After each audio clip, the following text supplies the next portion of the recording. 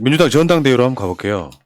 이제 점점점 비대위가 이제 들어서고 그 비대위 여러 가지 뭐 발언들이 있긴 해요. 하나 둘 뭐 비판 받기도 하고 어떤 경우는 뭐 공감 얻기도 하고 그러는 건데 결국 민주당 전당대회는 이제 룰의 전쟁 아니겠습니까? 기존 룰대로 할 것이냐 말 것이냐. 그 대의원 당원 비율이 그 중에서 가장 핵심 코어가 될 것 같아요. 그러니까 저는 이제 주장이 가장 앞서가는 쪽이에요. 현역 의원, 지역위원장, 대의원, 권리당원 다 한 표씩 하자. 이게 제 주장이고. 그 정도로 바꿔야 국민의힘에 지금 따라가는 정도다. 이런 주장이고. 그러니까 민주당은 대의원 45%, 권리당원 40%, 국민여론 10%, 일반당원 5%. 이 정도가 지금 민주당이 전당대회 때 당대표를 뽑는 룰이에요, 이게. 의원님 어떻게 생각하세요? 이런 지점이 되게 연구를 많이 하신 분이잖아요. 국민의힘 정도로 하면 돼요. 우선 국민의힘은 당대표 최고위원 선거 컷오프를 국민 여론조사 50%, 당원 50% 합니다. 예, 이거 바꿔야 되고요. 그다음에 그 당대표 뽑는 데 있어서 대의원 당원 그냥 1대1로 가면 돼요. 그냥 당원 투표로 하라는 뜻이에요. 그러니까. 예, 그렇게 가면 돼요. 그래서 이게 이준석이 당대표가 된 게 중앙위 컷오프 이런 거 없어서 된 거예요. 안 그랬으면 중앙위에서 잘라버렸죠. 네. 네가 어떻게 감히 그렇죠. 마삼중이. 예. 지금 이준석 효과가 저는 대선 승리의 50%라고 봅니다. 예, 저쪽에. 네. 근데 민주당은 그냥 중앙위원 기득권을 그대로 유지하고 있으면 이게 개파 정치의 표본.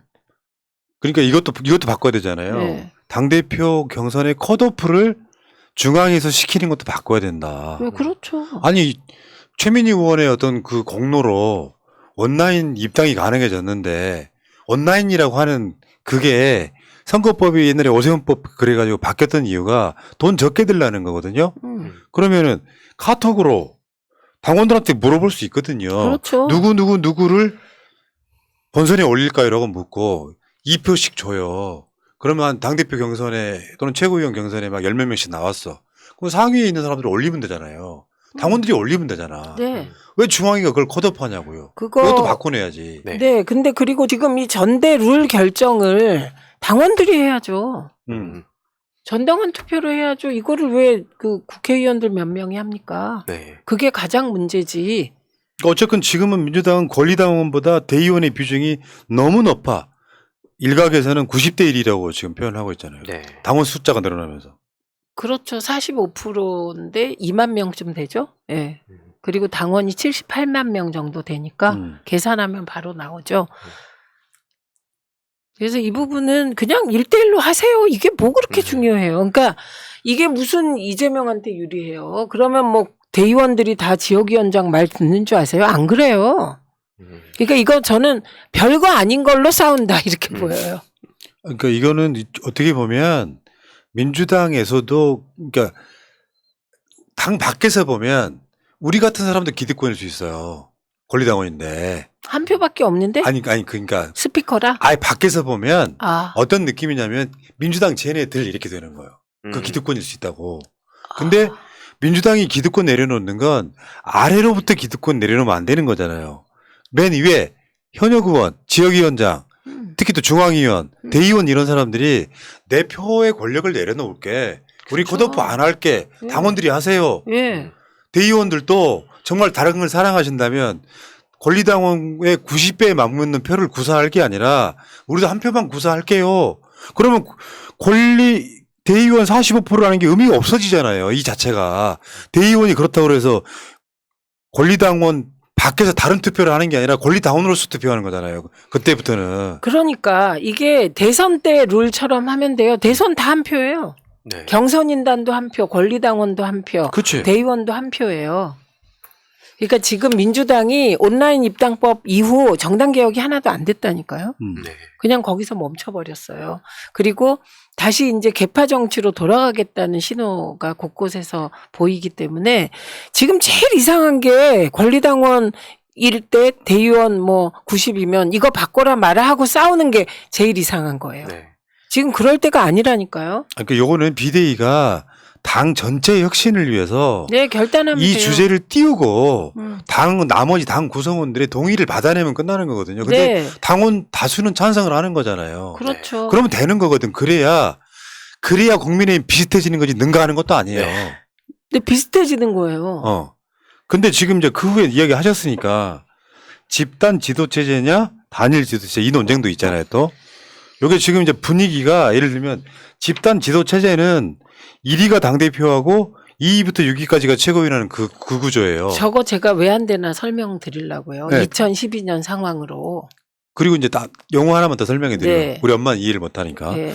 단일 지도 체제는 당대표 따로 최고위원 따로 뽑아서 당대표가 쉽게 표현하면 리더십이 완전 살아있는 상태에서 최고위원들이 그걸 받쳐주는 형태. 그러니까 단일. 당대표 한 명의 권력이 주어지는 거고 집단 지도 체제는 1등 당대표가 물러나면 2등 주자가 당대표가 될 수 있는 거죠. 네. 그때 이야기 한번 해주세요. 제가 지금 계속 말씀드리는 게 뭐 당대표를 뽑는데 대의원 몇 표 갖고 중앙위원이 뭐 하고 당대표랑 어떻게 뺏고 이거를 계속 이거 갖고 이러고 있으면 민주당 망한다. 이게 제가 드리는 말씀이에요. 지금까지 저는 민주당을 이런 정당으로 만들겠다는 사람 한 명도 못 봤네. 최소한 유능한 선명 야당이 되겠다라고 얘기라도 좀 해주시면 안 될까요? 옛날하고 많이 달라졌어요. 진짜 그런 얘기 나올 법한데. 안 나와요 지금. 야성이 그러니까 사라진 것 같아요. 유능한 선명 야당. 유능한 네. 아니면 민생적 선명 야당 뭐 기치부터 내 것이라고요. 당대표 하시겠다는 분들은 다 민주당은 이렇게 가야 합니다. 이러셔야지. 정말 저는 지금 이 상황 이해하기 어렵고요. 그다음에 지금 제가 그 통합형 집단 지도체제라는 말은 통합이라는 말은 그건 의미가 크지 않아요. 그러니까 1위가 그러니까 최고위원하고 당대표를 같은 트랙에서 뽑고 1위가 당대표, 2위가 뭐 어떻게 되면 어떤 일이 벌어지냐. 2012년 네. 대선 때 당대표가 이해찬, 2위 김한길, 뭐 3위 누구 뭐 이런 식이에요. 최고위원이. 네. 그런데 이게 그 당대표가 있는데 2위, 3위, 4위 최고위원이 물러나 버리잖아요. 그럼 지도부가 없어지는 거예요. 그러니까 이 집단 지도 체제의 첫 번째 정신은 개파 나눠 먹기를 하겠다는 거예요. 공천 때. 예. 두 번째가 이건 여차하면 당대표를 날리겠다는 의미예요. 네. 그래서 과거에 민주당이 집단 지도 체제를 택한 이후에 당대표가 수없이 바뀌었습니다. 예, 1년에 뭐 2번 바뀐 적도 있고. 그래서 몇 년 동안 당대표가 몇 명 바뀌었다. 이런 얘기 나오고 그랬잖아요. 그렇게 위험한 체제예요, 이게. 그래서 단일성 집단 지도 체제로 가야 되는데 대표와 최고위원 트랙을 따로 하는 거예요. 지금 그렇게 한 거죠. 네. 그래서 이 고리를 끄는 게 추미애 대표잖아요. 임기 채우기 시작한 게 추미애 대표가 최초예요. 그리고 이해찬 대표가 그랬죠? 임기 채웠고요. 예, 그래서 이 당대표가 임기를 채우는 게 굉장히 중요하거든요. 네. 예. 당이 근본 있는 정당인데 집단 지도 체제 하면 아마 새로 뽑히는 당대표가 6개월을 못 갈 겁니다. 저 순서를 한번 땡겨 봅시다. 권한 PD. 네. 전당대회 나올 사람들 주자 4명 사진 있죠. 지금 예상되는 사람. 이거 말고요. 그러니까 전당대회에 나올 사람 여기 있네. 그러니까 지금 예상되는 사람들이 이분들이에요. 이재명, 서른, 홍영표, 전해철인데 만약에 집단 지도체제가 되잖아요. 그러면 1, 2, 3, 4. 이재명 당대표가 돼도 밑에 서른, 홍영표, 전해철이 포진한다고 생각해 보세요. 그거 사사건건 반대하겠지. 6개월을 네. 못 갈 거라고 저는 어. 생각합니다. 예. 그래서 지금 물론 일각에서는 단일 지도체제든 집단 지도체제든 다 열어놓고 토의를 한번 해보자고 주장을 하고 있는데 안 지금 돼요. 민주당 문화에서는 더구나 개파가 살아있는 문화에서는 이런 식으로 하면 이재명 당대표가 무력화된다는 거죠. 그러니까 저 안 자체가 이재명 후보가 나오면 이재명 후보가 당대표 된다는 걸 전제로 누군가 주장한 거라고 저는 봅니다. 이재명이 되면 견제를 해야 될 사람들이 서른, 홍영표, 전해철이다. 그게 누군지 그럴 수 모르지만 있네요. 네, 저는 그런 걸로 보고 저는 누가 되든 당대표가 누가 되든 집단 지도 체제로 가면 저 체제가 6개월 가기 어렵다고 봅니다. 네. 근데 지금 민주당 전대 준비위원장에 이제 비대위가 전대 준비위원장에는 안규백 의원 그리고 선관위원장에는 도정환 의원을 위촉을 했다 그러는데 의원님 보시기에 어때요? 이 두 분들 무난하신 분들입니다. 무난한 거예요? 의견 수렴하실 분들이고 어. 그리고 되게 이제 안규백 의원님이 정세균 대표계로 되어 있고요. 도정환 의원은 뭐 친문 핵심으로 그렇게 되어 있는데 두 분 다 합리적인 분이세요. 근데 중요한 건 저 두 분보다는 비대위죠. 그쵸. 비대위의 결정을 따를 테니까. 네. 자, 근데 지금 안규백 전당대 준비위원장 같은 경우는 대의원제 폐지를 반대. 저분이 반대하는 이유는 그러니까 이 선거 말고요. 선거를 떼고 생각하면 당에서는 대의원이 있어야 될 이유가 있습니다. 예를 들면 전당대회를 할 경우 반드시 참석해야 될 숫자가 필요해요. 지금 코로나 때문에 없어졌지만 네. 오프 전당대회를 할 때. 그런데 보통 당원들은 안 가시잖아요. 대의원들은 꼭 가주시는 분들이에요. 그러면 그분들에 대해서는 그분들이 필요하잖아요. 그래서 대의원제가 필요하다는 주장은 할 수 있어요. 그런데 그렇기 때문에 표의 등가성을 90대 1로 하자. 이렇게 연결되면 안 된다 그 얘기예요. 그러니까 그 이야기는 대의원제는 폐지는 반대하되 네. 이걸 마치 안규백 의원이 대의원을 없애지 말자고 주장하는다기보다는 대의원제는 이때 예. 뒤에 보면 권리당원표의 비중 변화는 이 아까 말한 뭐 네. 저 45%하고 40%를 예를 들면 한 대의원을 한 10이나 20으로 줄이고 네. 권리당원도 확대하면 뭐 이렇게 되는 이런 네, 측면이 그런 식은 타협이 가능한 분일 거라고 생각해요. 자, 근데 지금 이재명 의원 부인 김혜경 여사가 공식적인 자리에 지금 등장을 해서 많은 분들이 되게 반가워하고 있던데 지금 이게 지역구 간담회에 참석을 했어요. 당연히 그러겠죠. 새로 당선된 국회의원의 부인이니까 안 가는 건 더 이상하고. 근데 나는 갑자기 문득 그런 생각이 들어요. 김건희가 저렇게 돌아다니는 거의 범죄 의혹이잖아요. 범죄 의혹. 네. 근데 검찰은 지금 뭐 출석 한 번도 안 시키고 지금 털어주려고 하는 분위기인데 차마 못 털고 있는 분위기. 그런데 김혜경 여사가 너무 오랫동안 안 나오는 건 오히려 더 너무 불공평하다고 생각합니다. 아니 이거는 대선 때 관리를 잘못해서 저는 생긴 일이라고 생각하고요. 그리고 활동하셔야죠. 네, 활동하셔야 되고 그리고 어쨌든 지역구 의원이고 아니면 당대표에 나오면 당대표가 되면 당대표 부인인데 네. 저는 활동을 재개해야 된다고 생각합니다. 그리고 기다리시는 분들도 많을 거라고 생각해요. 그러니까요. 네. 이재명 의원 국회의원 후원 받는 데 있잖아요. 야, 다른 국회의원들은 진짜 부럽겠더라. 2시간 만에 마감돼버려. 2시간 만에. 네. 공시를 띄웠는데 마감됐다는 거예요, 댓글이. 너무하잖아, 이거는 좀. 이렇게 사랑받고 있습니다. 아마 그런 거 아닐까요? 민주당이 이제 대선 지고 지방선거를 졌는데, 그러니까 이낙연 계 국회의원들 같은 경우는 당신이 못 나서 졌어. 이런 선동을 하는 것 같고.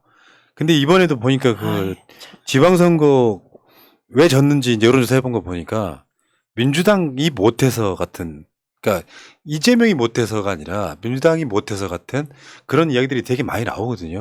제가요. 후보는 다 제가 못 나서 졌습니다. 이렇게 얘기를 하게 돼요. 제가 당사자잖아요. 근데 가장 많이 들은 말이 민주당이 어쩌면 못해도 이렇게 못하냐? 하다 이제 대표끼리 바로 선거 코앞에서 3번이나 싸우니? 네. 두 비대위원장이 이거. 그 다음에 두 번째가 뭐 여러 가지 일이 있었잖아요. 뭐 성추행설부터 뭐 등등등등등 있었고.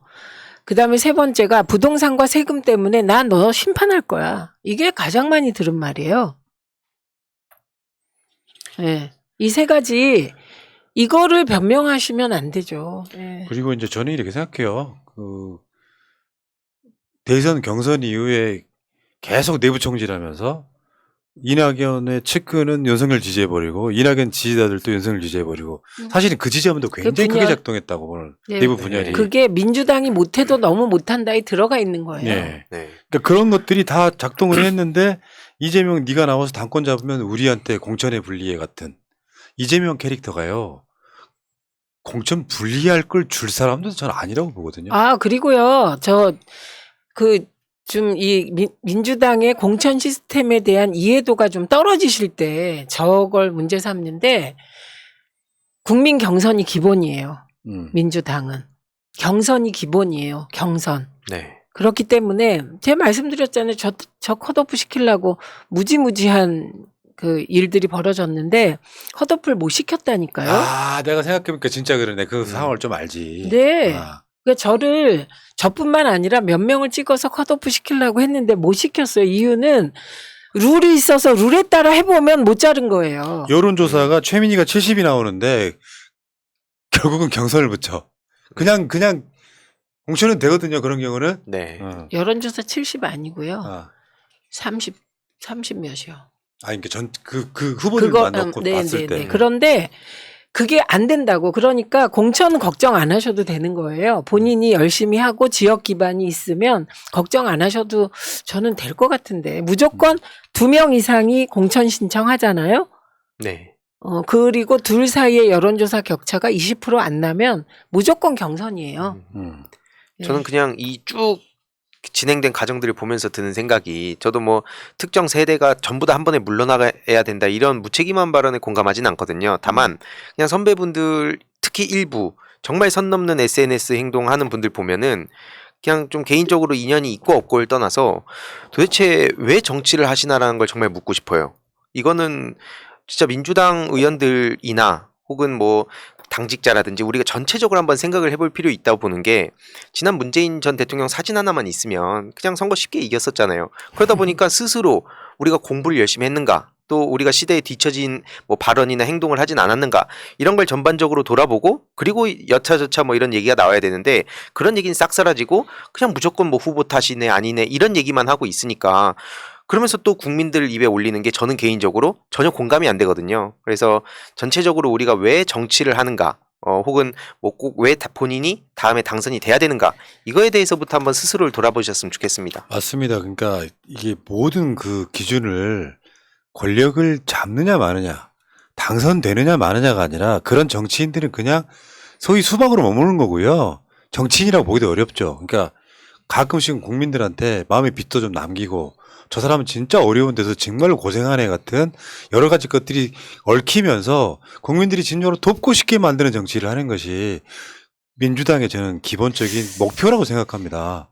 지금 당원들이나 지지자들이 정확히 아셔야 돼요. 집단 지도 체제로 가면 지금 뽑히는 대표들은 그게 누구든 6개월 가기 힘듭니다. 이건 민주당의 역사가 증명해 주는 거예요. DJ 이후로 민주당 당권은 끊임없이 흔들렸어요. DJ 이후에 DJ와 같은 카리스마가 있는 대표가 나오질 못했기 때문에 그 집단 지도 체제로 봉합을 해서 왔는데 끊임없이 흔들려서 대표가 수시로 바뀌었어요. 그래서 불안한 당이 되어버렸고요.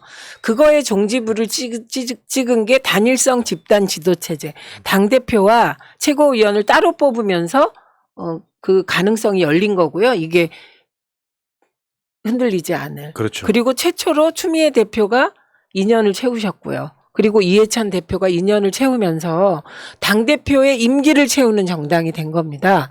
그래서 어떠한 경우에도 대표와 최고위원은 트랙을 따로 해야 된다. 단일성 지도 체제로 가야 되고 그리고 두 번째는 지금 계속해서 여러분들이 떠오르지만 지금부터 하실 일은 너 나와라, 너 나오지 마라, 내가 할래 이러지 마시고 대한민국이 이렇게 가야 된다. 그리고 민주당은 거기서 어떤 역할을 하겠다. 제발 민주당의 가치, 방향성 얘기해 주세요. 유능한 선명 야당이든 민생적 선명 야당이든 좀 그거를 내주세요. 네, 그래야 민주당이 이번에 섭니다. 안 그러면 지금 보세요. 제가 오늘 보면 정말 국민의힘 집권 자체가 목표였나 이런 생각이 오늘 들더라고요. 목표가 집권. 대한민국을 이렇게 이끄는 게 아니라 그게 걱정이 많이 되잖아요. 나라가. 근데 민주당도 그러면 안 되죠. 네. 맞죠. 그러니까 그게 하나하나씩 뭔가를 쌓아 나가면서 모래성 같지 않은 그러면서 아까 말씀하신 것처럼 민주당도 전체적으로 기득권들을 좀 내려놓고 그렇게 하면은 나중에 더 큰 권력을 준다니까요. 네.